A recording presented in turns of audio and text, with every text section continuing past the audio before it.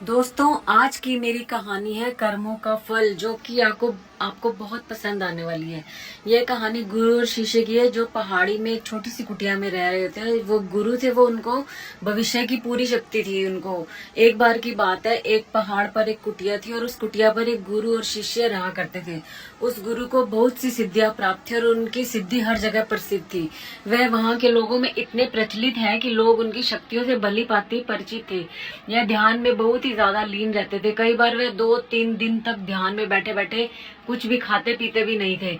उनके ध्यान की शक्ति की खास बात यह थी कि वे ध्यान करते करते भविष्य देखने में सक्षम थे।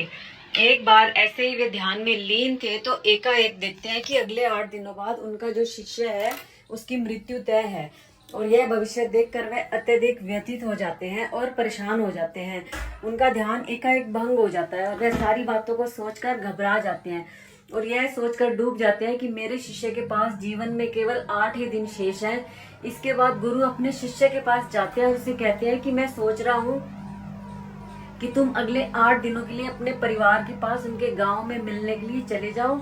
यह बातें सुनकर उसका शिष्य बहुत ज्यादा खुश हो जाता है, लेकिन इस बात पर ध्यान नहीं देता कि उनके जो गुरु हैं उनकी आंखों में आंसू भी आए होते हैं। वह चलते चलते पहाड़ से जैसे ही नीचे एक समुद्र के पास पहुंचता है तो देखता है कि एक रेत के टीले के पास चींटियों का घर था और उस घर से बहुत सारी चींटियां बाहर की तरफ आ रही थी और बहुत सारी चींटियां अंदर की तरफ भी जा रही थी। चींटियां आपस में बार बार टकरा कर अपनी दिशा को खो देती थी कि समुद्र की लहरें बहुत तेजी से उफान खा रही थी और शिष्य को समझ आ जाता है कि वे कुछ ही पलों के अंदर यह सारा पानी चींटियों के घर में घुसकर उनका घर तोड़ देंगी और इसकी वजह से बहुत सारी चींटियों की जान चली जाएगी।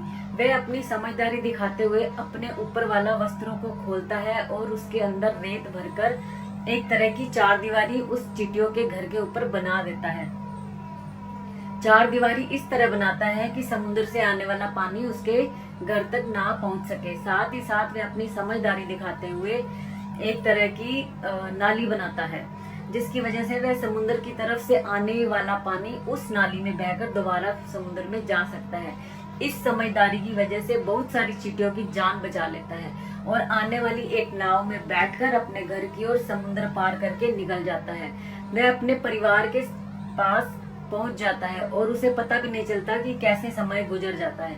वह अपना सामान बांधकर सोचता है कि अगले दिन मैं अपने गुरु के पास वापस चला जाऊंगा। अगले दिन सुबह सुबह वह अपने गुरु के पास वापस जाने के लिए निकल जाता है। वहां उसके गुरु कुटिया में बहुत ही ज्यादा दुखी होते हैं। उनको लगता है कि उनके शिष्य के 8 दिन पूरे हो गए हैं, अब तक तो मेरा शिष्य इस दुनिया को छोड़कर जा चुका होगा। वह गुरु उनके दुख में होते हैं कि एकाएक वह देखते हैं कि कोई मनुष्य उनकी कुटिया की ओर आ रहा है और वह जब ढंग से देखते हैं तो उनको पता चलता है कि यह तो उन्हीं का शिष्य है जो उनकी ओर चला आ रहा है। वह दौड़कर एकाएक अपने शिष्य के गले लग जाते हैं। गुरु को समझ नहीं आता कि कैसे उनका देखा हुआ भविष्य गलत हो गया।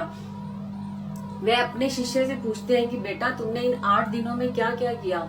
शिष्य अपने परिवार के साथ बिताए हुए सारे पलों के बारे में बता देता है, लेकिन उसके गुरु को ऐसा कुछ भी इन 8 दिनों में खास नहीं लगा। फिर शिष्य कहता है कि मैं आपको एक बात बताना भूल ही गया।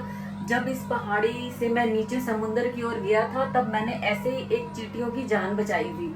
और उसके बाद गुरु समझ जाते हैं कि उसके कर्मों की वजह से ही वह शिष्य बच पाया था। कर्म जरूर लौट कर आते हैं दोस्तों। जीवन में हमेशा ऐसे कर्म करो जो कि कभी लौट कर आए भी तो आपका भला ही करे, और हमारे कर्म हमेशा लौट कर वापस जरूर आते हैं। तो हमेशा ध्यान रखें कि किसी का भी बुरा ना सोचे, ना ही किसी का बुरा करे, सबका भला सोचे। यदि कोई बुरा करता भी है तो उसको भगवान के भरोसे छोड़ दें, क्योंकि भगवान सभी ना सभी को एक दिन सबका कर्म जरूर लौट कर देते हैं। आशा है आपको मेरी आज की कहानी पसंद आई होगी।